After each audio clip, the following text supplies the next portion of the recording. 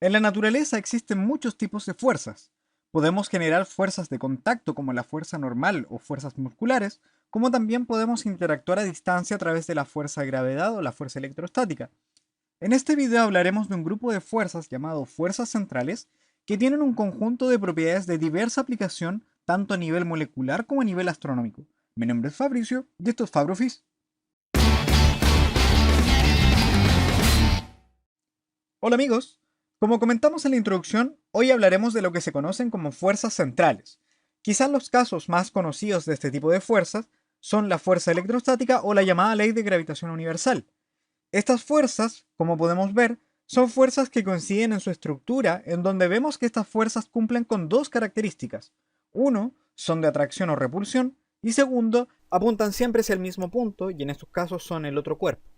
En general, las fuerzas que cumplen con estas características se les denominan fuerzas centrales, y es que ellas cumplen con un grupo de propiedades que iremos desarrollando a lo largo del video. Entonces, para comenzar el estudio de estas fuerzas, vamos a quizás al detalle más característico. Nosotros ya sabemos que la dinámica de un sistema puede abordarse por dos frentes. Uno, el lado traslacional, descrito a través de la fuerza directamente, y otro rotacional, relacionado al torque que genera la misma. Por un lado, ya sabemos que la fuerza puede generar traslación, porque la fuerza es de atracción o repulsión. Entonces veamos qué nos dice la física con respecto a la rotación. Supongamos que el objeto que ejerce la fuerza sobre nuestro cuerpo de estudio está en el origen y calculemos el torque con respecto a ese punto. Nos damos cuenta que el vector que va desde el primer objeto hacia el objeto que estamos estudiando es paralelo a la fuerza que ejerce, por lo que podemos notar a través de la definición de torque que este será nulo. La implicancia de este resultado es bastante fuerte, ya que los torques siempre están asociados a rotaciones. Entonces, ¿qué significa que una fuerza central no genere torque? Esto se entiende como que si el objeto está en un plano de rotación, nuestra fuerza central no será capaz de sacarlo de ahí, haciendo que el movimiento descrito por una fuerza central esté siempre en un único plano, lo que es equivalente a decir que el momentum angular del sistema permanece constante. Aquí se puede visualizar el plano de rotación de un cuerpo que está sometido a distintas fuerzas centrales, sin embargo lo que estamos comentando es válido para la interacción entre dos cuerpos.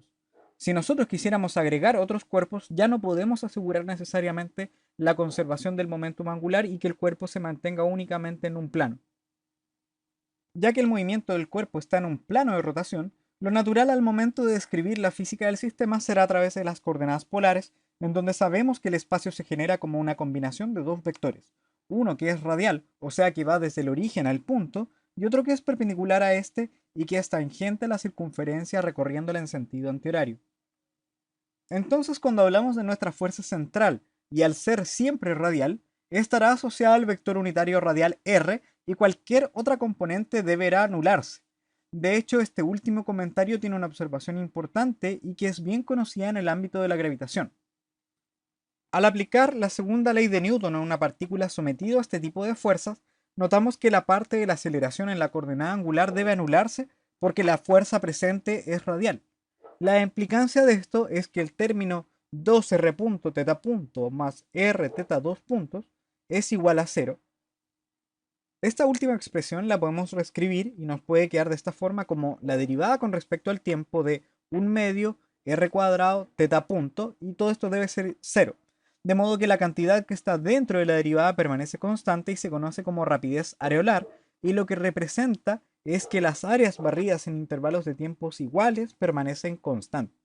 Este hecho es general para las fuerzas centrales, sin embargo, dentro de la astronomía se conoce desde hace bastante tiempo, ya que Johannes Kepler lo enunció dentro de sus leyes de gravitación, encontradas antes de lo enunciado por Newton en su ley de gravitación universal.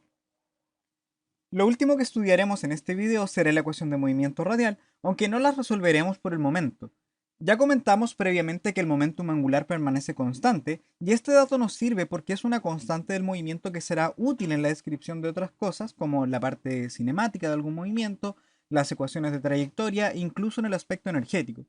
Con esto en mente, veamos la ecuación de movimiento en su parte radial. Aquí nuestra fuerza central es la única fuerza que está actuando sobre nuestro cuerpo, y por otro lado tenemos la aceleración escrita en coordenadas polares, de modo que al usar la segunda ley de Newton y al igualar por componentes nos vamos a encontrar con esta ecuación que es la fuerza radial por un lado y el término de aceleración radial por el otro. Como el momentum angular es una cantidad conservada en esta situación, Se usa para referenciar el comportamiento del sistema, de modo que el término que depende de la velocidad angular lo vamos a escribir en términos del momentum angular, encontrando esta ecuación que está por acá, que es una ecuación diferencial no lineal que describe la evolución temporal de la distancia que tiene el objeto de estudio con respecto al origen. Como aplicación de esta última idea, veamos este problema que nos dice: una partícula de masa m se lanza desde el punto A con una velocidad v sub 0 perpendicular a r sub 0 y se mueve bajo la acción de una fuerza central definida de esta forma, menos L sub 0, que eso viene a ser el momentum angular, mr al cubo por b cuadrado más 1, en donde b cuadrado es una constante. Determinar el momentum angular, L sub 0 del sistema, y la ecuación de movimiento para la coordenada radial. En primer lugar, veamos un esquema de la situación en donde vemos aquí nuestra partícula de masa m en el punto A. Ese punto A está caracterizado porque está a una distancia r sub 0, lo vamos a representar a través de este vector, y que hay una cierta velocidad v sub 0 que nos dicen que es perpendicular al vector r sub 0. Y este se mueve bajo la acción de una fuerza central. Con esta información veamos si podemos calcular el momentum angular del sistema. El que nosotros sabemos se define de la siguiente forma. Primero, el momentum angular va a ser constante, así que simplemente lo vamos a llamar L sub 0 y es definido como R cruz P, en donde P es el momentum lineal. O sea, esto en términos de la masa y la velocidad sería R cruz la velocidad. Vamos a representar todo esto en coordenadas polares. Como ya sabemos que el momentum angular es constante, bastaría con identificarlo en algún punto, por ejemplo en este punto A, para saber cuánto valen todos los demás. Entonces, como ya sabemos el vector r y el vector velocidad, vamos a calcular el momentum angular en ese punto, en donde el vector r sería simplemente r0 por el vector r unitario. Esto sería por lo menos en la parte de la izquierda, cruz el vector velocidad. Nosotros sabemos que la magnitud de este vector es v sub 0, pero también nos dan esta información que es perpendicular a r0. Y nosotros sabemos de las coordenadas polares que el vector que es perpendicular al vector radial es el vector z unitario. O sea, cuando calculamos este producto cruz nos va a quedar algo así: m, r sub 0, v sub 0, que son los términos constantes, y el producto cruz sería r cruz θ, que por definición es el vector k unitario si extendemos esto a 3 dimensiones. Y por lo tanto el momentum angular del sistema siempre va a tener este valor: m, r sub 0, v sub 0 por el vector k unitario, que va a estar apuntando perpendicular al plano de rotación. Ahora con esto encontremos la ecuación de movimiento para la coordenada radial. Nosotros ya sabemos por la segunda ley de Newton que la sumatoria de fuerzas debe ser igual a la masa por la aceleración del sistema. La fuerza, o la única fuerza en realidad que está actuando acá, es nuestra fuerza central, que sería de esta forma menos L sub 0 entre m por r al cubo, b cuadrado más 1, esto acompañando el vector r unitario, y por el lado derecho tenemos la masa por la aceleración, que la vamos a escribir con todas sus componentes. Sería el término r dos puntos menos r θ punto al cuadrado, esto con la coordenada radial, más el término 2 r punto θ punto más r θ 2 puntos por θ unitario. ¿Por qué hacemos esto? Esencialmente para enfocarnos en que, ya que la fuerza central es radial, solamente bastaría con identificar este lado de la ecuación, digamos, asociado a la componente radial, y el otro término no va a aparecer. En realidad no es que no aparezca, solamente que esto nos define la rapidez areolar. Entonces nos quedamos con esto y tendríamos que menos L sub 0 entre m r al cubo por b cuadrado más 1 debe ser igual a la misma componente por el lado derecho, que sería m r dos puntos, vamos a distribuir este producto, menos m r θ punto al cuadrado. Aquí recordamos un poco lo que mostramos hace un rato, en donde θ punto está relacionado al momentum angular, de modo que lo podemos escribir en términos de esto y la coordenada radial. Así que eso lo vamos a reemplazar acá y nos quedaría que la ecuación es algo así: menos L0 entre m r al cubo b cuadrado más 1 debe ser igual a m r dos puntos menos m por r por esta cantidad que la vamos a elevar al cuadrado, o sea, nos quedaría L0 al cuadrado entre m cuadrado r a la cuarta. Por lo tanto, bueno, vamos a hacer el producto. Nos quedaría que la ecuación de movimiento por ahora está tomando esta forma: menos L0 entre m r al cubo b cuadrado más 1, y al lado derecho sería m r dos puntos menos L sub 0 al cuadrado entre m por r al cubo. Aquí ya estamos a un paso de encontrar nuestra ecuación de movimiento, porque simplemente vamos a reescribir esto en términos de lo que nosotros ya sabemos que vale el momentum angular. Así que nos quedaría algo así como menos m r sub 0 b sub 0.